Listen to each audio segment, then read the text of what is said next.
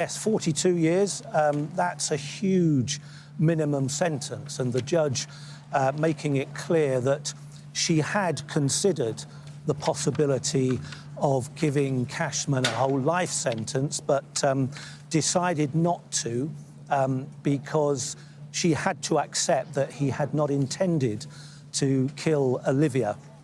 A whole life sentence she might have given to him for the premeditated gun murder of a child, but it was clear to everybody throughout the hearing that his target was somebody else. He was chasing another criminal, Joseph Nee, and had intended to kill him. So the judge making it very clear that it was a fine line, but she did give him, if you like, the benefit of the doubt. So he's got a minimum 42 years, which means that he will be 76 before he's got any chance of being released. That will be his first opportunity to ask for parole. And I guess a lot of people might think that perhaps effectively that is a whole life sentence.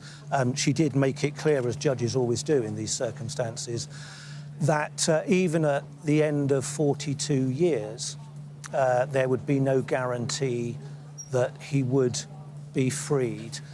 She summed it up towards the end, saying that this is why she was giving him the sentence she then delivered, that it was the murder of a young child in her own home while he was trying to kill somebody else.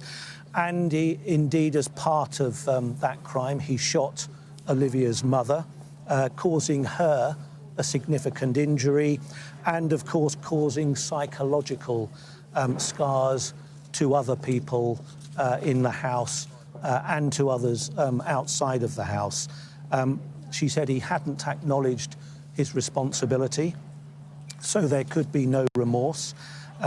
She said he's a father, and she acknowledged that he would be separated from his own family, but that, she said, was all his doing. And Martin, what happens now? Thomas Cashman, as we've been telling our viewers, wasn't in court today. The reasons behind that were apparently connected to staff from the CPS singing after his guilty verdict last week. Remind us of the circumstances about why he wasn't in court and what's going to happen to him now. Well, yeah, the whole thing was held up for about 40 minutes this afternoon, and it began to filter down that he was refusing to appear in court, and there's nothing the judge can do about that. She reluctantly had to accept it, and the reason we understand is that he became aware that on his conviction last week, somebody within the Crown Prosecution Service, or a number of people perhaps, were singing We Are the Champions, the famous Queen song, a much celebrated anthem on many, many different occasions. We don't know whether that was something he claimed to have witnessed himself, but he made it clear to his lawyer that that had upset him. He also said to his lawyer that the whole proceedings, in his view, were turning into a circus, and on that basis he refused to appear in court. I mean, he'd been brought here many hours ago from prison in Manchester, so everybody anticipated that he would appear in court, but he didn't, and that was the reason given, and the judge having to say that she accepted that. But she did say that she found that disrespectful to her and her court, but more importantly, disrespectful to Olivia's family.